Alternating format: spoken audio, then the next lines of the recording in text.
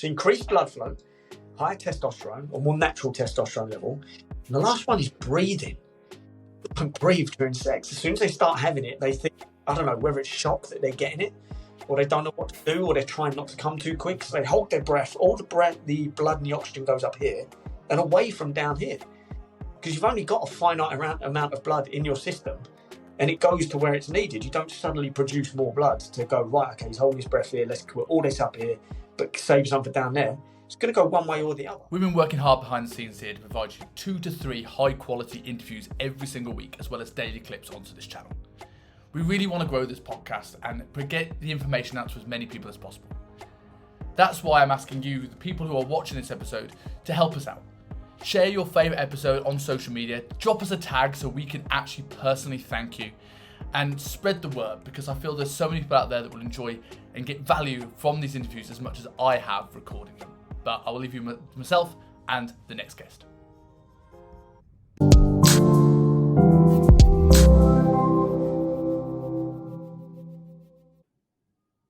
So we spoke about it for a couple of weeks now, but tomorrow's the big day. Your TED style talk. How are you feeling? Excited and nervous, but one of the things I've learned throughout my years is that those two things are the same emotion.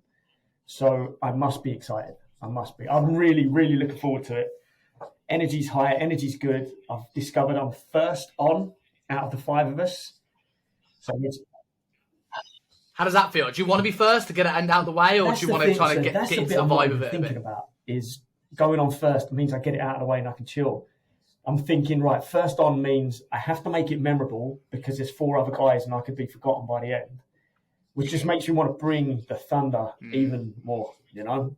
So I think it spurred me on a little bit. We'll see on the day. Who knows?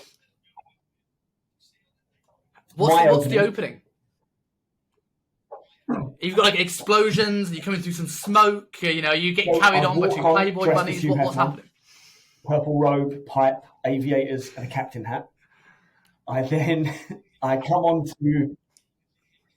But for reference, by the way, sorry to cut you off, I asked before coming on air, I was like, Rob, have you got like anything that may look a bit like Hugh Hefner for the show? He's like, but I've got a costume. And I walk onto the tune of Let's Talk About Sex by Salt and Pepper. That's how I walk on. Oh, yes. That is brilliant. I hope this goes so well that it gets on TED.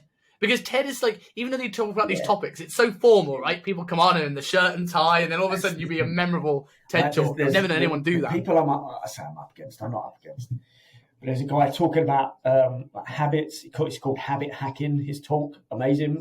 There's a guy talking about his property investments. This guy is an amazing graphic designer talking about creativity, that sort of thing. There's someone who just did a 1,000-mile triathlon or something like that. Up against some inspirational, influential, amazing flipping guys. And there I am coming on and talking about cocks and Hugh Hefner. What made you decide on this as a topic? We were allowed to apply for it. So of the 100 to 150 guys who were involved, we were allowed to apply with your talk, what your ideas were going to be. And obviously it makes sense that I keep it in the realms of what I talk about with my clients, with my friends, online, social media. But there's about 50 PTs in this coaching group, right? So it's like, what can I do differently that other PTs aren't going to do? And a conversation I have very, very often with my male clients especially is libido, sex drive, testosterone. And in the point in my own online coaching group, I've put a men's room where I'm going to exclusively talk about those sort of things and go into a little bit more detail than Instagram would probably allow me to. So I thought, well, why don't I do that then? Why don't I talk about the sexual health and stamina and dating dynamics, similar to what we spoke about a couple of podcasts ago, and make that the talk, and then just add some stories in there from my own life, make it relative, try and make it funny. And it just so happened that he gave us the task of writing a headline. He just had to write a headline because we were voting for it. And he didn't want people to just vote for their mates. You wrote a headline of your presentation and there was no other details, who it was, what's involved, nothing. So I was like, right, okay, mine's about sex and about getting more sex and better sex. So how to get laid. And then what do I do? And I was just racking my brains with all these different things, all these different people. And I just thought Hugh Hefner sounds pretty cool. And it had a nice ring to it. How to get laid like Hugh Hefner. Cool. History was made.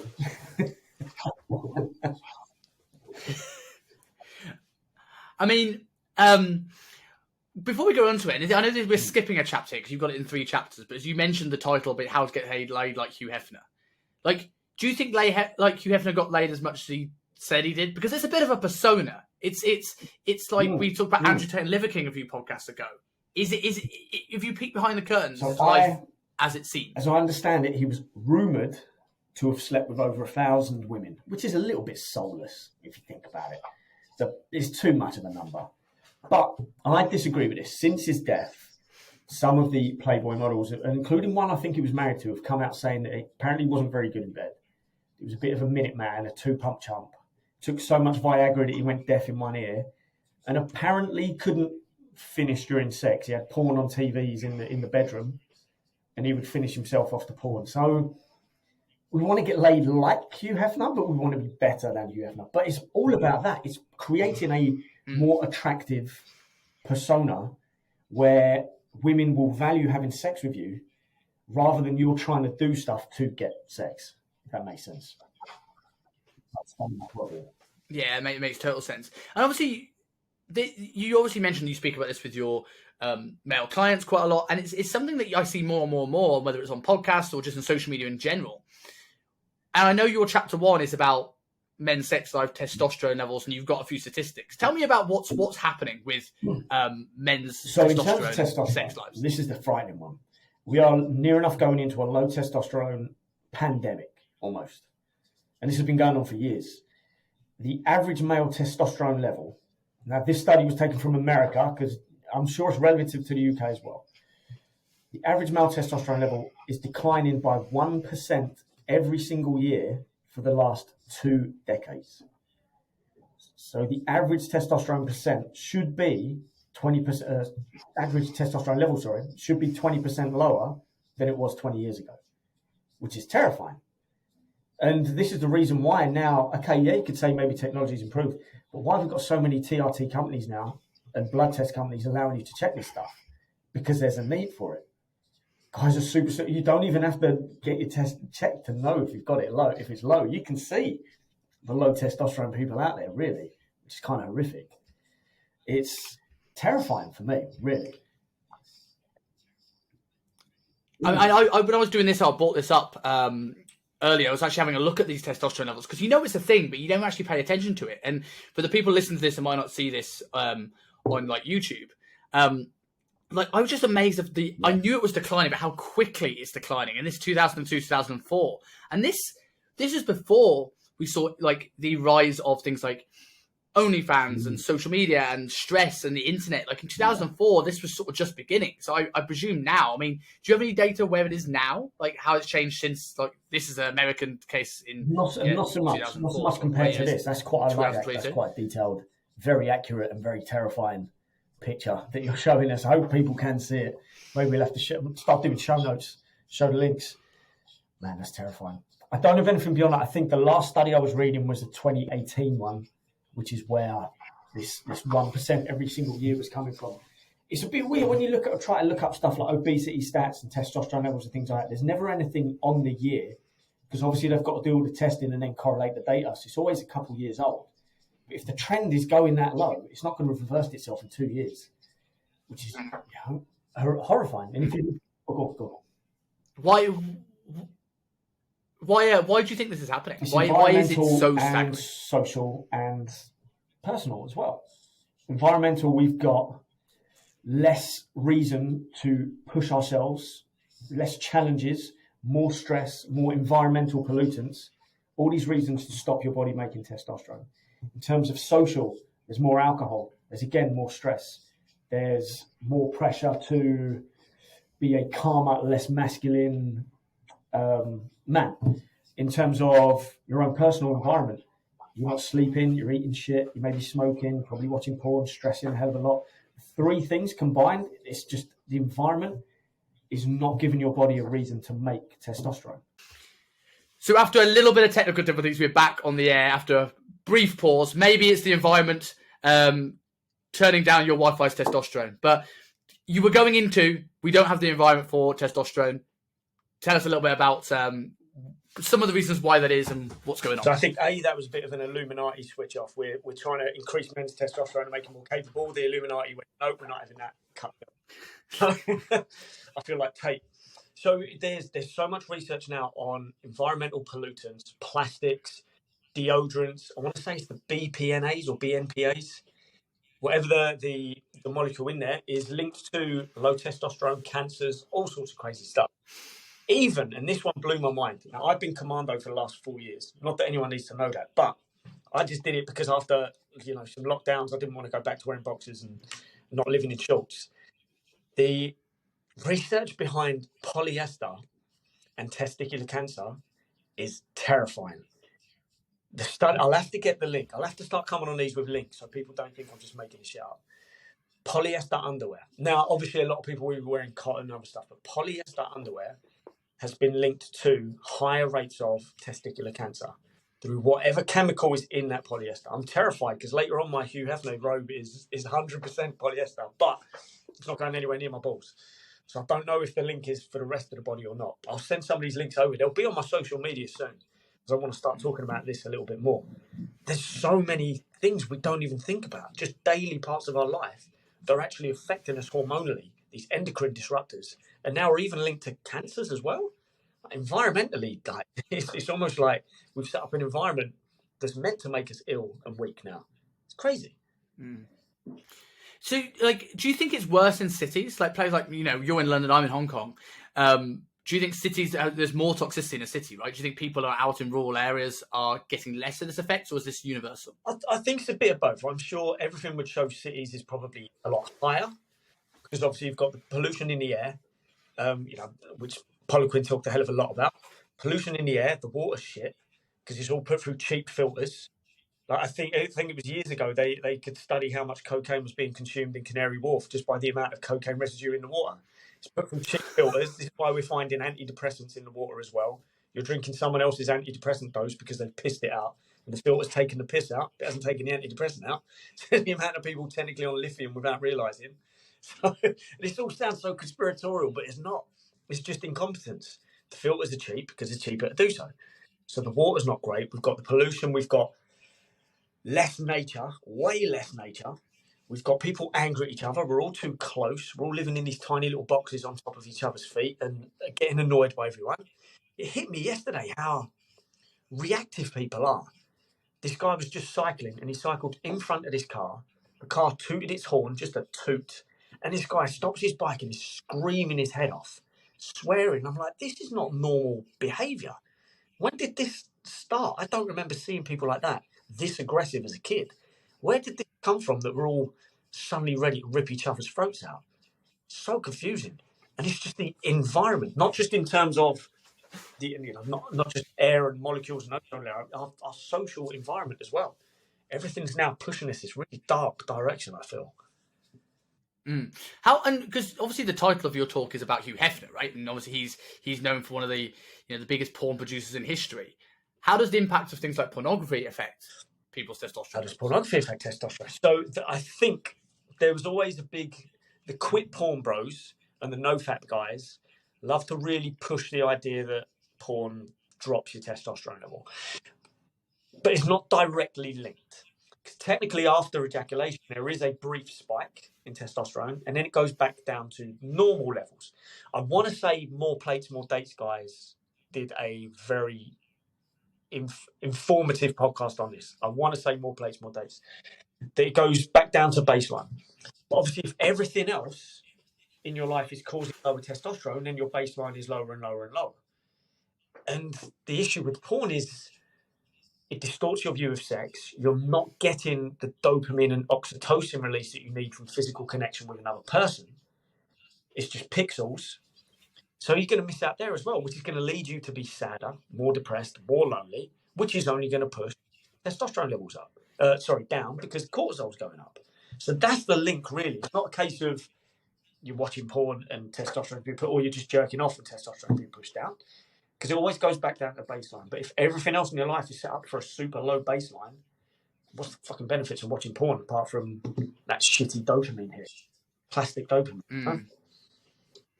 Yeah, so it's not necessarily a direct cause and effect, but the byproduct of over-consuming pornography is actually potentially leading to some of the symptoms that could be causing lower testosterone. Yeah, because it's such a buzz phrase, isn't it? Stop watching porn because it's going to lower your testosterone. Well, it's not. People go, oh my God, it's not as simple as that. It's not as directly linked as that. You've got to look at your entire environment, both external and internal. That's the thing that's going to fix your testosterone level, not just whether you're watching porn or not. Before we sort of go into some of the things that you can potentially do and sort of, you know, turning back the clock on this a little bit, what is the diurnal nature of testosterone? Does that have an impact on whether it's the data, or does it have an impact on the stuff that we can do? Is there better times to do the stuff we're going to talk about in a second because testosterone is diurnal? I actually have another thing on this. For people that don't know, testosterone should be generally relatively higher up in the morning and then drops down throughout the day. So I remember last year I got my bloods done and my testosterone was through the floor. And I was like, what on earth's going on? And what I didn't think for whatever reason was that the only stop that a blood test could be taken in this place I was getting it done was at 4 p.m. in the afternoon. So if you take 100 people's testosterone levels at 4 p.m. in the afternoon, you're probably going to get, 3/4 of them are going to have low testosterone readings because of the time of the day they take it. But this surely could affect data. Then this may also influence what we do about it, maybe? I mean, yeah, totally. If you look at that time, what is that, 8 till midnight, it said it was at its lowest, yeah?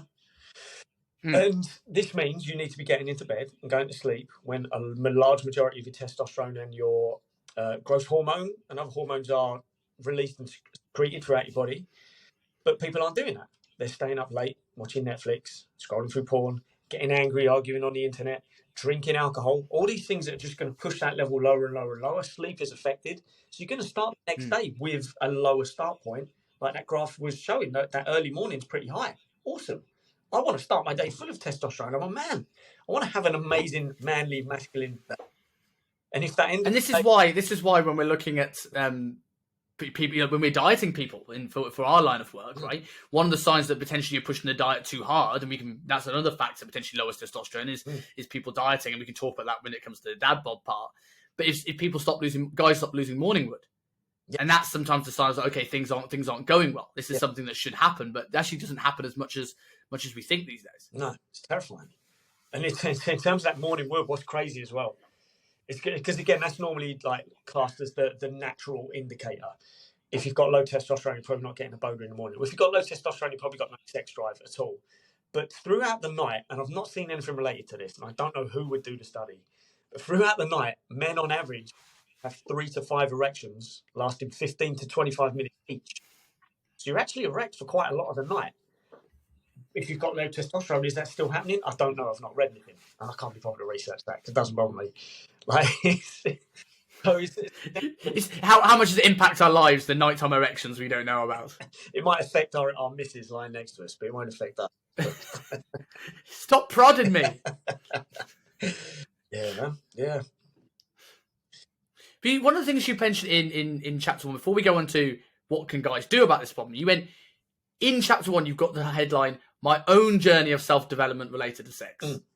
What is your journey? My journey was going from a previous old sexless relationship, which kind of inspired my entire self-development routine. I knew something was wrong and I knew something needed to be fixed.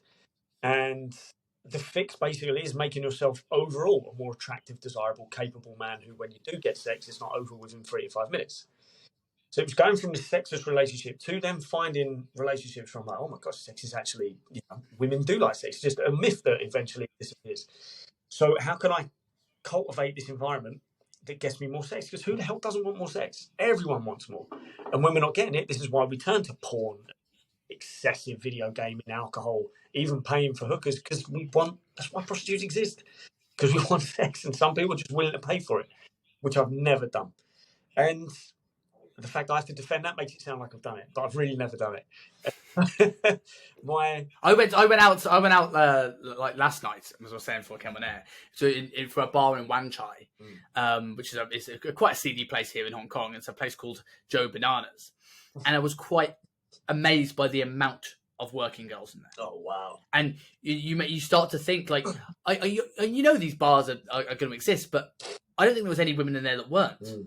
And it makes you think like how stressed and how full on this city is, and how condensed and cramped that it's got such a demand. Supply and demand, man. Simple supply and demand model. If they're there, it's because there's work for them there. You know, it's kind of sad when you think about it. It's kind of sad.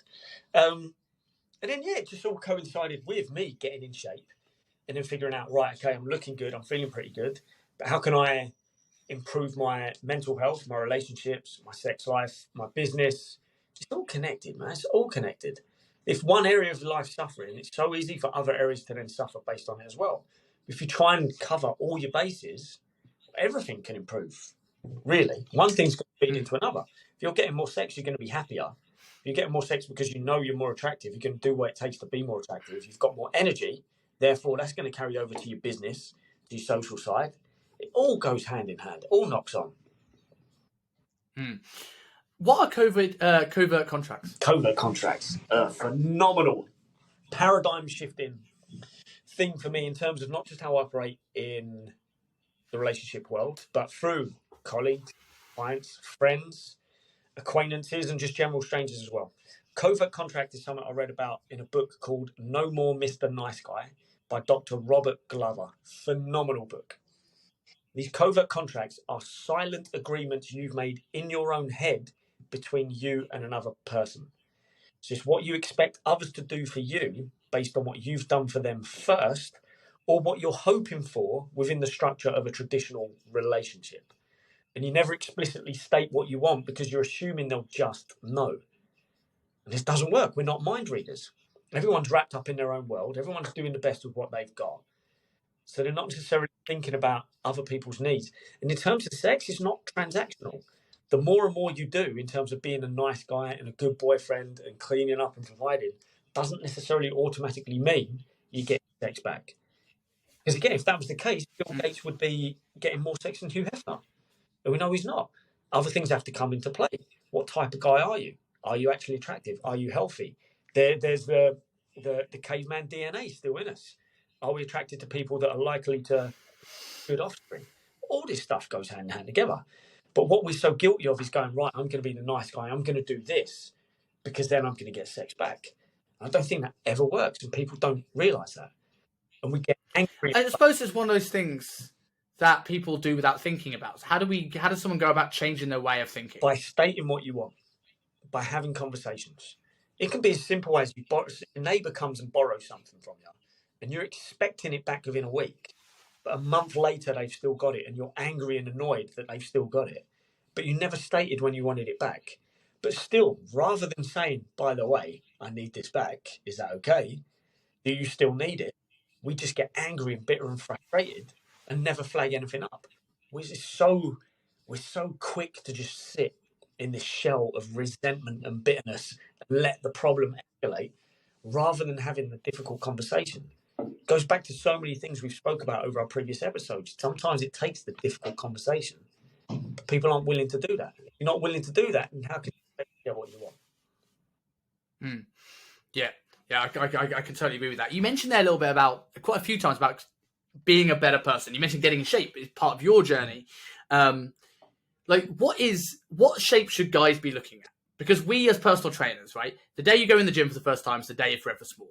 What we think is lean, you hear it all the time. People go, oh, that person's got a great body in X movie. Yeah. And I bet you're the same. You look at this and go, nah, it's rubbish. Below rate and standard. Yeah. And what is the aim here? Let's talk of one of the things you've got is dad bod or chad bod.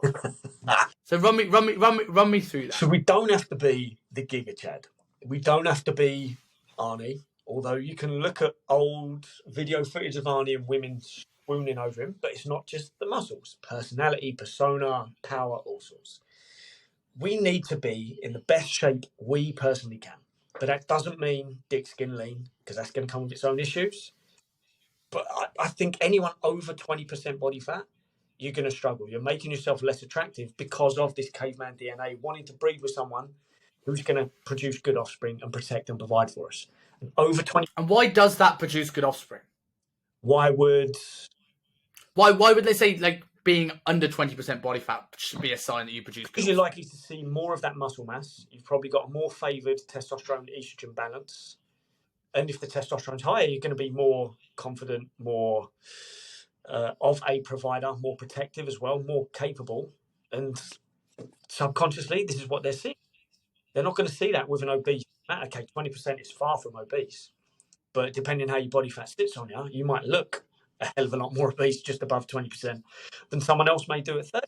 Either way, you're just affecting your hormonal health, your mental health as well, and your chances of finding the type of woman or getting the amount of sex that you want.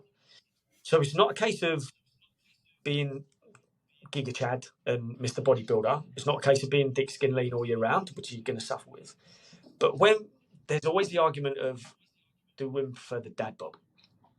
And they'll always say this publicly because they don't want to hurt people's feelings and they don't want to be perceived a certain way. But when you look at the statistics when they're anonymously surveyed, we get a more clearer picture. And I've got some of them here. That these are the actual body parts. This was from GQ. These are the actual body parts, or in order, that a woman find most attractive on a man. So they might say they prefer the dad bod. I like you having a bit of a belly on you. I like that you haven't got pecs. I like that you don't. It doesn't look like you live in the gym, even though no one lives in the gym. 24% of the women that were surveyed, it was like 1,000 women, 24% were attracted to a guy's well-toned arms. It's not the characteristics of a dad bod. Next up was broad shoulders and a sexy back, whatever a sexy back means. Not the characteristics of a dad bod. V-cuts and abs, definitely not the characteristics of a dad bod. Now, I added all these statistics up, and out of the 1,000 women, those 5 body parts alone came to 85% of the total survey. So even if some women sat down and said, yeah, I prefer the dad bod, it still pales in comparison to the rest of those body parts. So that's what they're looking for. But no one there is necessarily saying be shredded, be huge, 3D delts or anything like that, striations, well-toned arms. Just looks like you can lift something. Broad shoulders, sexy back, whatever sexy back means. Out of the realms of JT. Ask Timberlake, yeah. Timberlake, yeah. But do you think when girls say they prefer the dad bod, do you think there's an element in this that they don't want somebody to be in better shape than them? They're looking out for themselves subconsciously there, rather than necessarily that they don't, they actually prefer it. There is that as well. Female hypergamy is a real thing. Mate guarding is a real thing. The first person that's going to try and sabotage someone's fat loss efforts is someone who's jealous. And that's either going to be a very close mate or your significant other. And they're not necessarily sitting there going, oh my God, I better, put excess coconut oil into their coffee and they'll never realise or anything like that. It's a subconscious thing. Again, there's a bit of that covert contract stuff going on as well. When ideally, the ideal scenario would be you start getting in shape and that inspires your significant other. But maybe you have a conversation about that as well.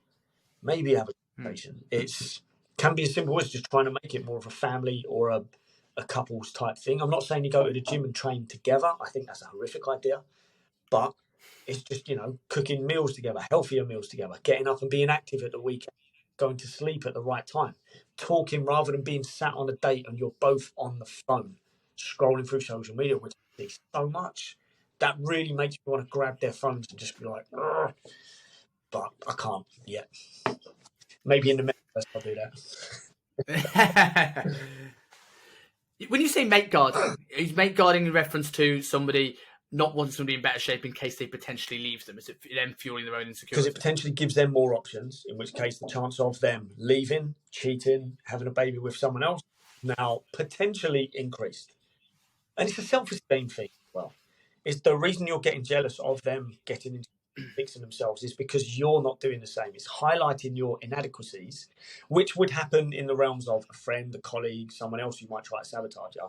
But in the realms of a relationship, that's why it's mate guarding, because you're thinking, oh my God, they're going to leave me because they're looking like this now and I still look like this. It's just a self-esteem thing more than the issue of you actually getting in shape. What can someone do about that though? Because I presume the easy answer is communication, but you're tapping into someone's insecurities, which could actually end up having a counter effect, right? If you're probing someone's discomfort, they're going to go into a bit of a fight or flight. So what can someone do if their partner or their closest friend is the person sabotaging them become a better person of themselves? Especially if they're doing it to improve the relationship with the partner? You have a conversation. You have conversations.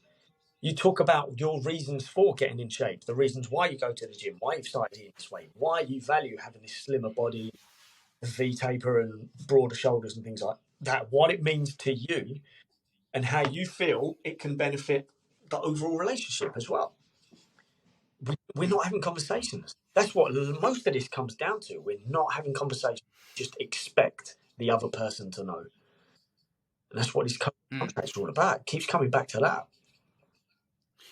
What do you think of like standards in terms of, because we're looking at both genders here, right? Mainly here we're talking about blokes because testosterone is more prevalent in blokes. But when it comes to beauty standards, it works both ways.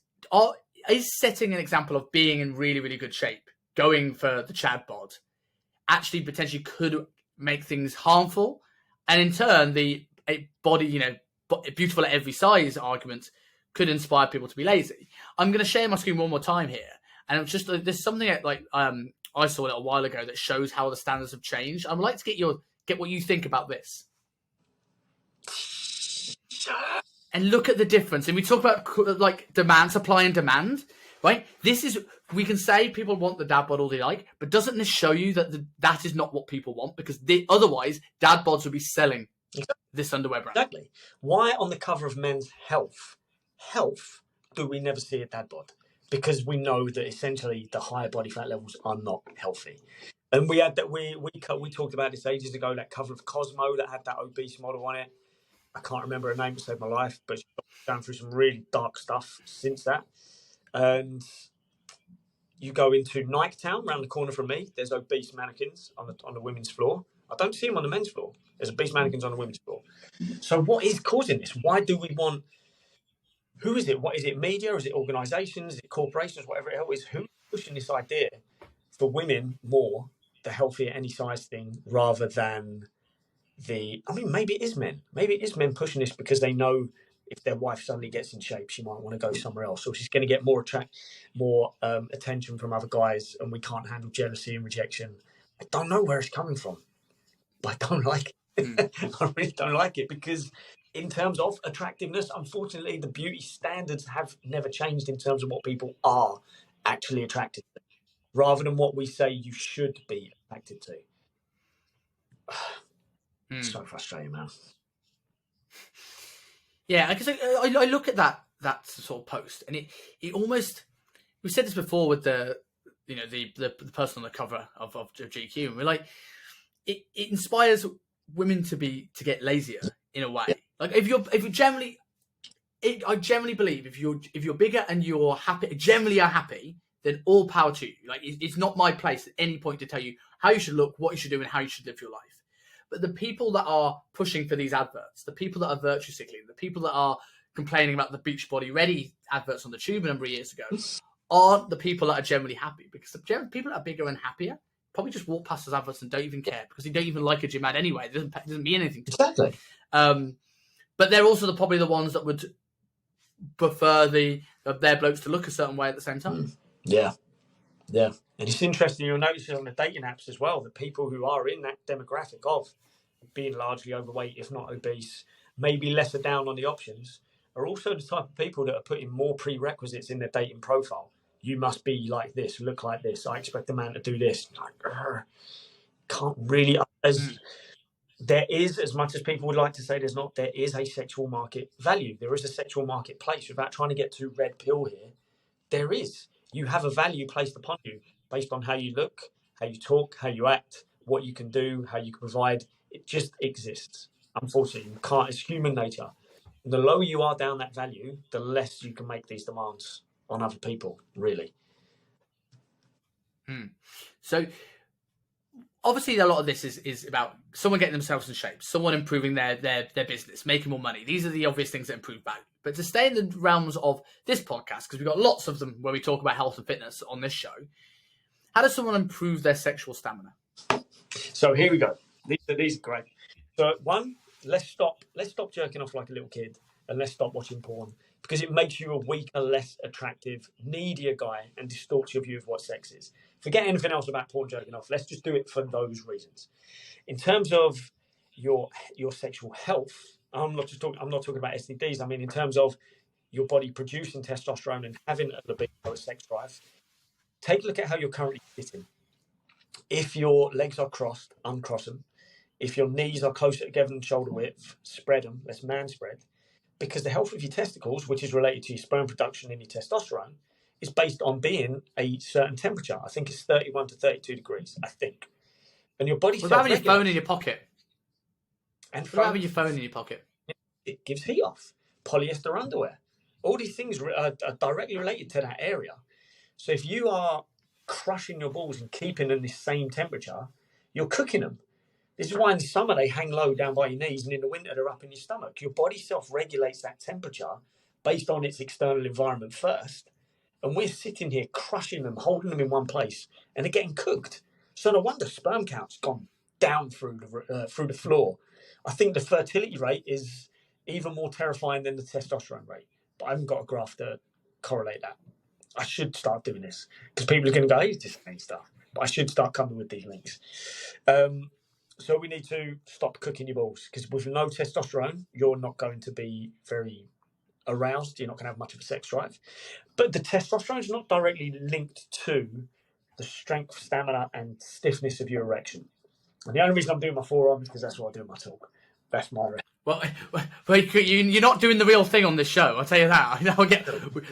If you ever monetized on YouTube, that'll be ruined right there. We'll move to Rumble with all the other appeal. So in terms of how do we get stronger down there? How do we last longer? It's blood flow. This is the reason people take Viagra, Cialis, sildenafil. It dilates blood vessels. More blood rushes through that area, in which case we're going to have a longer lasting, stronger, stiffer erection. But we can increase blood flow more naturally without the side effects that these pills will give you, because they will give you side effects. They dilate blood vessels. They don't, discriminate where they dilate them. That's why people can get hearing issues, eye issues from taking slightly higher of a dose or too regular of a dose. So you can increase your blood flow through the lifestyle factors: movement, exercise, cardiovascular health, sleeping right, minimizing your stress. That will help increase your blood flow. I don't really talk about this in the talk because I've only got 15 minutes. I can say these now. I was going to put a list of supplements in there. The only supplements I would recommend, proven for increased blood flow, that will help you down there, is L-arginine and L-citrulline. They help produce more nitric oxide throughout your body. They are directly linked to increased blood flow down there. Other things such as Tribulus terrestris and horny goatweed, the majority of those studies were done on rats and not so much on humans, which makes me go, okay, I won't jump on those because it's not as proven. Omega-3 is going to clear inflammation throughout your entire body. If it's high in EPA, clears inflammation out, so we've got more blood flow and less hurdles in the way going to that area. And the last supplement I'd recommend is a vitamin D, because a vitamin D is going to make you calmer. It's going to affect your mood. You can be less of a miserable, angry prick, and someone else is going to want sex with more. So increased blood flow, higher testosterone, or more natural testosterone level. And the last one is breathing.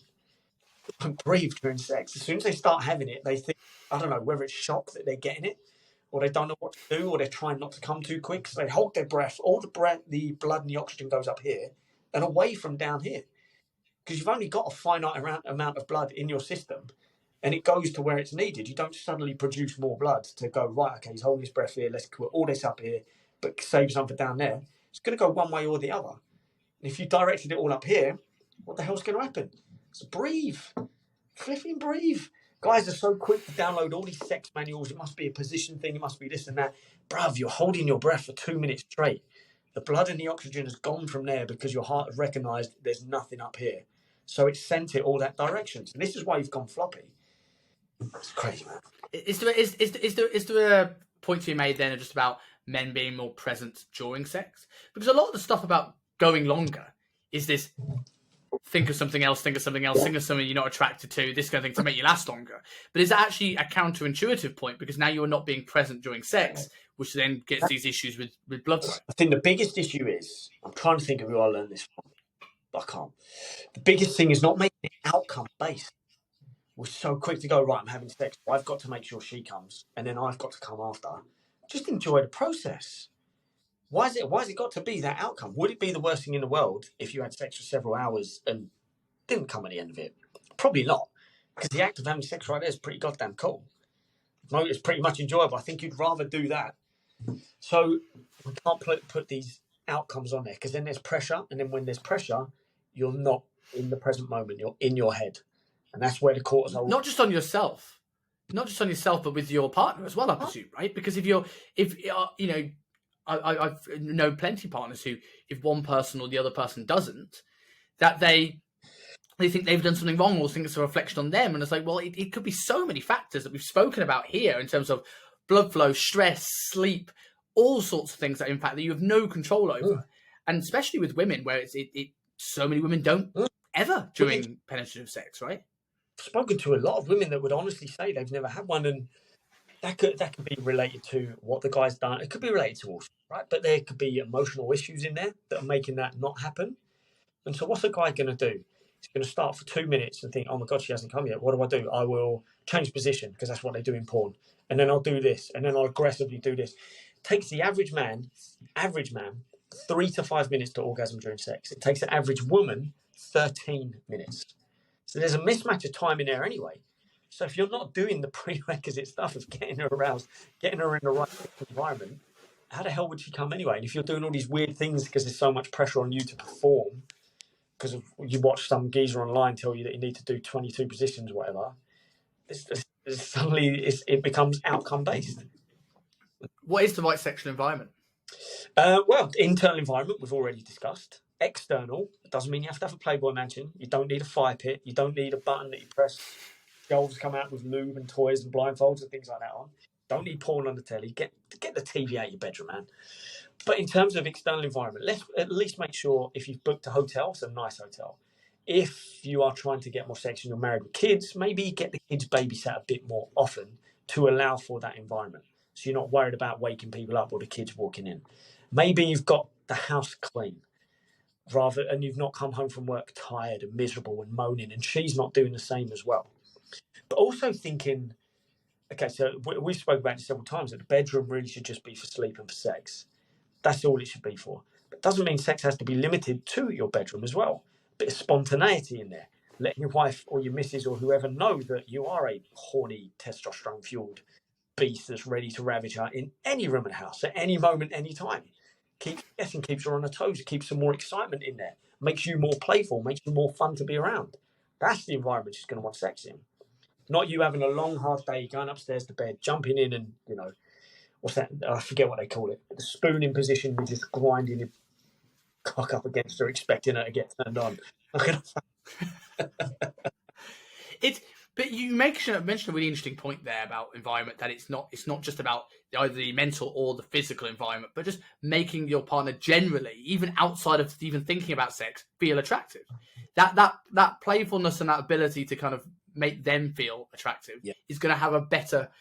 It's not doing stuff like we were saying earlier on. It's not a covert contract. It's just generally treating her like she deserves to be treated. It's going to in turn create a better environment for this. Yeah. The sexual environment is 24 hours long. It's 24/7. And that includes how you talk to her through your texts. Are you moaning all the time at work? Are you angry? Are you stressed? Are you miserable to be around? It's not a very attractive quality. Those aren't attractive traits.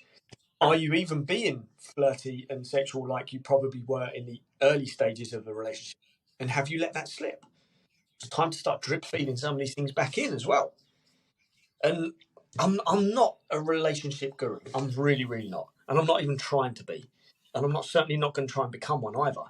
But I have done so much research, spent so many times in dark, dark forums, listening to guys, what they're moaning about, and how many people aren't willing to fix the issue. And I wanted to fix the issue. So I went down the research route and then started putting things into action. And now I kind of know what works and kind of know what doesn't work.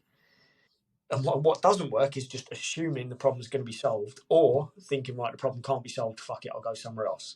And then you're in a world of hurt and you're on your own and you've still got the same issues because you were this miserable, irritable, low testosterone, overweight prick. And now you're trying to put that into a new relationship. You shot yourself in the foot there, bruv. With the environment, we mentioned the discrepancy of guys being 3 to 5 minutes and girls being around 13. Does that mean foreplay is incredibly important and something we should all prioritize? So it's two things. Either foreplay is more important, or you get better at your stamina. Same way you would get better in the gym and at cardio, at running, you work on your stamina. So obviously, yes, foreplay would therefore be or have more importance placed upon it to match those 13 minutes. But again, that's making it outcome based.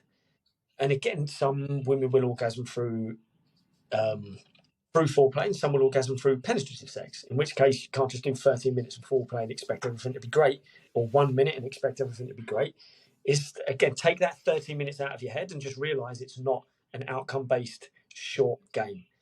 And being present, I suppose, right? Like we spoke about being present in the bedroom. Yeah. You know, if you need 1 minute, 2 minutes, 3 minutes, 4 minutes of foreplay by just being there and taking note and seeing what's going on and going with the flow. Taking note. I mean, it doesn't mean you literally take notes. There will be a guy somewhere that goes, right, notepad to bed. But how many women will say probably one of their biggest frustrations in bed is they're about to come and the geezer stops and does something else entirely rather than carrying on with what he's doing. And it's because we're so then focused on ourselves at that moment of either, well, I don't want to come yet, so I need to do something different. What's the problem? What's the big problem? If you've worked on your sexual health and your sexual stamina, 5 minutes, you should be ready to go again. Doesn't mean the game's over. Doesn't mean the night's over. You should be able to go again. And if you can't, that's a giant red flag waving. Giant. So a couple of closing questions, because I know you've got to head off to do your talk on stage in your costume. I have read nearly everything that Tim Ferriss has written, but when you put Tim Ferriss's 50-minute orgasm, I wasn't sure what this was. So this enlighten me. This came from, and correct me if I'm wrong, but this came from the 4-Hour Body book. Yes, I do remember this now. It was called Orgasmic Meditation, and this was the name of the company that was promoting it as well. And before you guys all rush out there to try and figure out what this is, the company's had some very sketchy practices and claims against it recently. Who knew? So 15-minute orgasm was this technique where you erotically massage the woman a certain way in a certain area. It will not give her a 15-minute long orgasm, but will give her the multiple waves of orgasmic pleasure over a 15-minute period that will lead her into this meditative state. And apparently it can help release emotions, trauma, things like that. But as I say in my talk, it's basically fingering. That's all you're doing. It's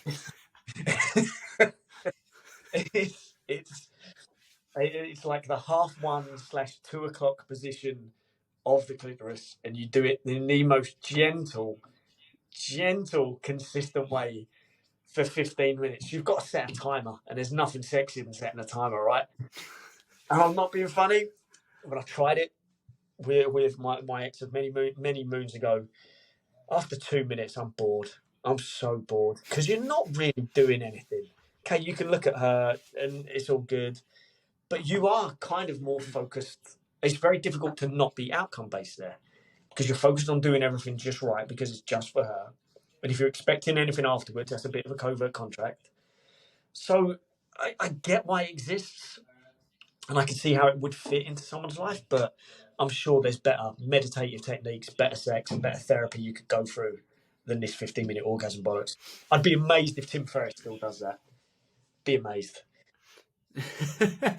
It's interesting though. I kind of want to go back and read that book and just actually see what this is all about and learn this technique. When I re-googled it just to double check I'm getting it right for my talk, and that's when I found all these articles about the company that promotes it and the people they've had working for them that are kind of forced to have people do it on them and stuff like that. It's kind of sketchy, but yeah, man, have a reread. It's quite funny.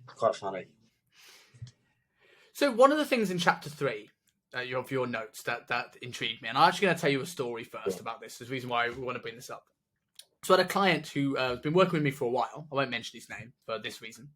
And he wanted to get in shape for what we regularly do here in Hong Kong is a junk boat party. So like a party boat sort of thing. So we had his junk. I was like, hey, did you get any photos of you looking shredded on your junk? Because they're like marketing gold, right? And he goes, it's a shame. I would have loved to have got some, but it was kind of a kinky junk. And I went, oh, what? And he's joined the Hong Kong bondage and kinky club. And it was a nude junk. I don't know where you would do these. It probably isn't around by Deepwater Bay with all the others. Wow. And yeah, loads of nudity. So what have you written about? What's in your talk about elite invite-only sex parties? So I was trying to figure out where in my life I want sex to fit. How do I value it? do I want to be like post-divorce? Am I going to be the type of guy that now hates all women, never want to touch another one? Or did I want to be Chad Thundercock and sleep with 1,000 women? I didn't want to be either, but I wanted to figure out how I value it. So I place less importance on it, place it on less of a pedestal, and enjoy it more. And so I've read a lot of books, watched a lot of videos, podcasts, all sorts, started immersing myself into this world of sex coaches and stuff like that. And I kept coming back to these sex parties. Now, one of my favourite films is Eyes Wide Shut. And it's not just because Nicole Kidman gets her boobies out. I think it's a phenomenal film. It's some of Kubrick's finest cinematography. I love that film. And I always wondered about this, do these secret societies meet up? And I'd heard about Killing Kittens, the sex party company, and I'd wondered if there were more. And I came across apparently. For those who aren't familiar with Killing Kittens, it has nothing to do with actually killing kittens. Before anyone reports us, with actually killing kittens, there's no animal cruelty whatsoever. But it's the women are in charge, right? So everyone's wearing masks, and the women will be in charge of the night. The women will be the kittens will be in charge. And now a kitten is classed as anyone that isn't a male. Oh my god, it's terrible. This is why I won't go with Killing Kittens, because they've changed the rules. But there are other companies. There are other companies that do this. And I was with one called Heaven Circle, whose advertising was very much along the lines of Eyes Wide Shut. And that kind of made me think that's the company I want to go for. So I ended up going to their singles night, which was not, I hope I'm not calling the company out here. I'm not, because I'm not going to say anything bad. And they're open on their social media. I think I'm all right. I went to their singles night, which did not require a mask or dressing up in suits and costumes and things like that. You just had to, sexy, casual, be smart, and that's it. And okay, I won't, obviously I'm now thinking, no one will get in trouble because I don't know anyone's names. I don't know anyone. I'm not kept in touch with anyone. But whilst I was there, it really opened my eyes too, that there is this, it's not a subsect of society that are all deviants and just want to bang each other. There's so many different ways people value sex. Some people want it on a more regular basis in a more freer way with more varied partners, and that's fine, zero judgment. Some people just want it more than once a year on their anniversary. And there's a long, long spectrum of what people are actually happy with. And I found myself at this party a little bit out of my depth, nervous as hell, the leanest geezer there, but nervous as hell. And just kind of exploring this world of, what do I want? Do I want to sleep with multiple women in one night at this party? Am I happy to just get one? How do I feel about people looking at me? And obviously, you go down that route, you're going into the kinkier world of multiple people. There was a butler, and he had a bondage show going on, and that's not for everyone, even though more people are into it than they're inclined to admit. So obviously, that was the kinkier side of things, and I realised that I'm not that kinky. Like, that's not for me. I couldn't have attended those on a regular basis. I'm not really into just one night stand here, there, everywhere. I like connection. I like building a relationship. I like exploring the same person over again. And if it turns into a relationship, cool. If it doesn't, it doesn't. But without exploring the spectrum, I don't think you ever really know where you fit. You're just going to look at what other people are doing and assume. It's the same as money. How much money is actually going to make you happy? Is it just enough to pay the bills and keep you out of poverty? Or is genuinely having millions going to make you happy? Probably neither one of those things. So it's got to be somewhere in the middle. And you don't know unless you aim for it, or at least you try and experience it. With that sort of thing, in terms of people having different values from sex, and some people just want to get more than once on their anniversary, and some people want to have multiple different partners and don't believe in monogamy. Surely, where someone's sexual value, especially in a world of relationships, especially in the West, right, where someone's sexual value lies and where they actually live, not physically live, but their sexual value lives, has to be a little bit different. There's got to be an element of compromise and sacrifice, I presume, because I had someone once explained to me about a friend of mine that wasn't into monogamy, and he explained it's like, I love the UK. It's my home. It's my favorite place in the world. But it doesn't mean I don't love Spain, and I don't love New Zealand, and I don't love Australia. And it doesn't mean that I don't want to come back and spend the rest of my life in the UK, but I want to travel and see the world. But on the flip side, and what interesting, someone's replied to this, and it changed my way of thinking a bit about it, and where there's a middle ground here about compromise, is that yes, but it's like doing all that traveling and then the UK not giving you a visa back in. That's why, I mean, I like it. It's very poetic and profound. Cop out as well, man. You just want to sleep around. It's fine. It's fine. It's fine. Yeah, I mean, that would work if, in the analogy, if he was happy to visit Spain because he loves Spain and visit wherever and wherever and wherever. But obviously the UK is not his wife. Let's put that distinction in there. That would be fine. Of course it would be fine. And some people, polyamory works. Some people, monogamy works. As a society, I don't know the answer. Because before, many moons ago, we would have been polyamorous. And now we're monogamous. And some people think forced monogamy is the way forward to rebalance this sexual inequality that's going on. I don't know. I don't know the answer. It's way deeper than my brain answer, the solution. So how much should somebody be willing to compromise where their sexual value lies to be in a healthy relationship? Well, you never compromise on your standards. That's the thing. Never compromise on. And this is where environment, then external environment, has to come into key. If you're living in a town and there's not a single attractive woman in that town that you find attractive, well then, maybe you need to actually question what you do find attractive, not what media might have programmed you to believe is attractive. Maybe you got to fucking move. Maybe you got to move town and find somewhere else, which can only help you grow as an individual as well, especially if it's moving across seas. Like, you never compromise on your standards of what you want for yourself, but you have to know what your standards and your values are. So you know they're not being programmed by other people and by media, and people are not doing that. So just to finish off, so you can go and put on your outfit and head on the train, which, by the way, I really hope you're wearing your outfit on the train to Liverpool. And we're still going to do very soon this Halloween themed fancy dress episode for something. But just to finish off, what is Hugh Hefner's most profound quote? This was beautiful. Trying to find some way to wrap up the quote and to wrap up the talk, and this got sent to me. I thought it was perfect. It sums everything up, I think. So he said, you've got to ask yourself, are you living out your own fantasies, or are you perfectly content to sit and watch other people? No, that's the quote. That's the quote on my slide. I've changed it. I butchered it. It was, you got to ask yourself, are you living out your own fantasy? I'm reading the wrong bit. It's right above it. Come on, Rob. I only have one coffee. This is it. The interesting thing is how one guy, through living out his own fantasies, is living out the fantasies of so many other people. So let me get this again, just because I butchered that last bit. The interesting thing is how one guy, through living out his own fantasies, is living out the fantasies of so many other people. So the bit I was reading there at first was actually my closing line. So you've got to ask yourself, are you living out your own fantasies, or are you perfectly content to sit and watch other people live yours? I love that. And there's not only a bang closing line to your talk, but also to this. So for people who want to hear your talk, is it going to be posted anywhere? Can people watch it in any format, clips or the full thing? So at the very least, I know it's going to be filmed, and I'm going to get edited clips, reels, shorts that I can use. Hopefully, I will get a full recording of the entire thing. If I don't, then I'm going to refilm it myself as like, not a webinar, but like an online presentation type thing, but maybe go on for a bit longer than 15 minutes.